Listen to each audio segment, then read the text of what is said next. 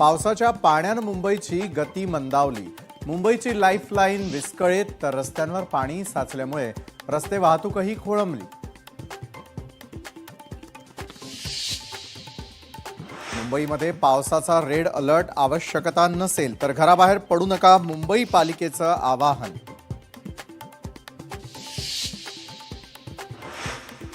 राज्यभरामध्ये पावसाचा हाहाकार।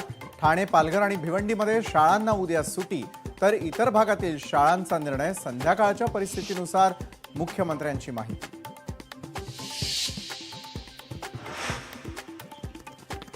कोकणाला मुसळधार पावसानं झोडपलं, जगबुडी आणि नारंगी नद्या धोक्याच्या पातळीवर, नदीकाठची गावं सुद्धा पाण्याच्या विळख्यात।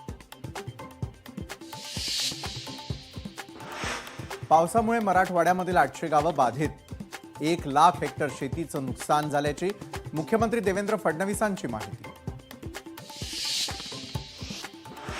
वाशिममध्ये 40 वर्षांनंतर मोठ्या प्रमाणात पाऊस, पालकमंत्री दत्तात्रय भरणे यांची माहिती। पंचनामे करून तत्काळ मदत करण्याच्या दिल्या सूचना।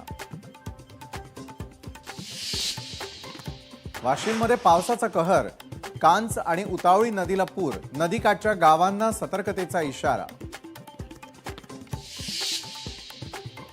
बुलडाण्यामध्ये पावसाचं थैमान, पूर्णा नदीला पूर आल्यानं शेतीचं मोठं नुकसान, मुसळधार पावसामुळे जनजीवन विस्कळीत। सीपी राधाकृष्णन यांनी पंतप्रधान मोदींची घेतली भेट, पंतप्रधान नरेंद्र मोदींनी राधाकृष्णन यांचं केलं कौतुक।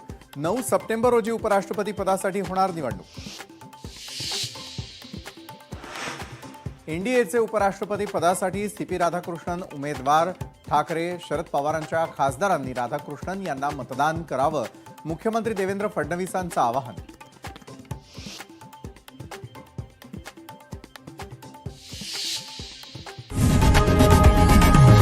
लोकशाही मराठी ऐका, पहा, जागरूक रहा।